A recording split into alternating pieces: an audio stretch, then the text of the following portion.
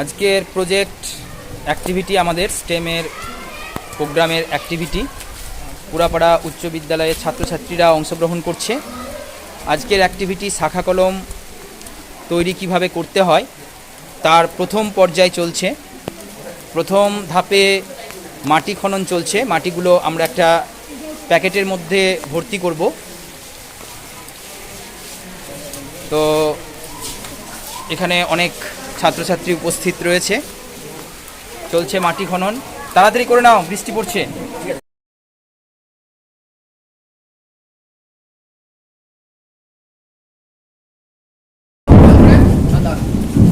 তোমরা দেখতেই পাচ্ছ এই প্যাকেটে মাটি ভর্তি করা হয়েছে। তো এবার আমরা মাতৃ গাছ থেকে একটা শাখা কেটে নিচ্ছি ত্রিকোণাকৃতিভাবে। এই যে ছাত্রটি এখন কাটছে, এ আগে কলম করেছে, তো খুব ভালো জানে কিভাবে করতে হয়।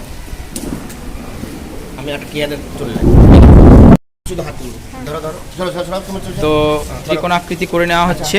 ঠিক আছে, না চলো। তো আজকের আমাদের অ্যাক্টিভিটি শাখা কলম কিভাবে তৈরি করতে হয় সেটা শেখানো হচ্ছে হাতে কলমে পুরাপাড়া উচ্চ বিদ্যালয়ের ছাত্রছাত্রীদের ক্লাস 8-এর।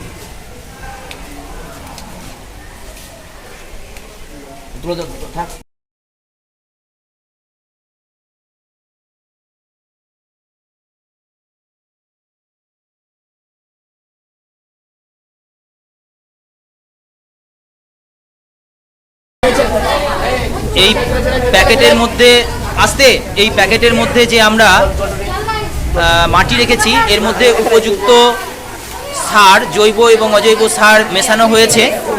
এবার একটু জল দেওয়া হচ্ছে। তো এরপর প্রথমে আমরা গাছটাকে রেখে দাও, গাছটাকে মিডিলে একদম। গাছটা এবার লাগানো হচ্ছে, ডালটা।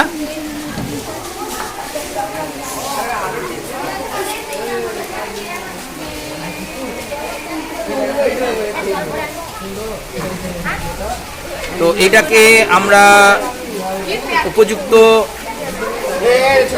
ওয়েদারের মধ্যে রেখে দেব, যেখানে উপযুক্ত তাপমাত্রা, আর্দ্রতা, বৃষ্টিপাত সব কিছু পাই সেই জায়গায় আমরা রেখে দেবো এটাকে। তারপরে কিছুদিন পরে দেখব এর মধ্যে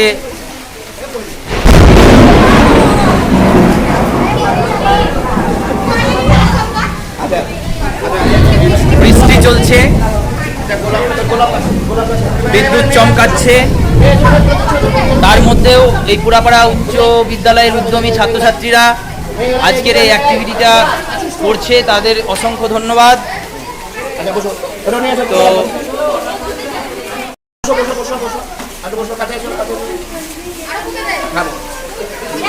আরেকটি ডাল জবা গাছের একই রকম ভাবেই রোপণ করা হলো। এর মধ্যে একটু জল দিয়ে দাও।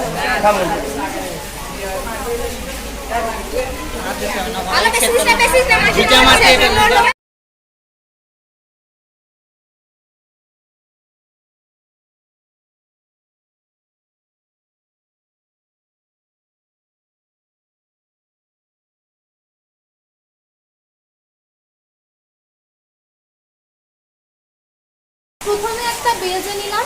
বেলচা নেওয়ার পর পরিমাণ মতো মাটি তুলে নিয়ে এই যে একটা কালো পলিথিন রয়েছে, এই পলিথিনে ভরে দিলাম। তারপর চাকু দিয়ে একটা সুন্দর থেকে গাছ নিলাম, উপযুক্ত গাছ যেটা আমাদের এই অ্যাক্টিভিটিতে প্রয়োজন লাগবে। তারপর এই চাকু দিয়ে ত্রিকোণাকৃতি মতন এটা কেটে নিলাম। কেটে নেওয়ার পরে আমরা সবাই মিলে এটাকে যতটুকু পর্যন্ত ততটুকু পর্যন্ত ভালোভাবে এটা বসে নিলাম এবং তারপর পরিমাণ মতো জল দিলাম, জৈব সার দিয়েছি। জল দেওয়ার পরে অনুকূল পরিবেশে এটাকে 7 দিন রেখে দেবো এবং তারপর এটার কি ফলাফল পাচ্ছি সেটা আমরা দেখব।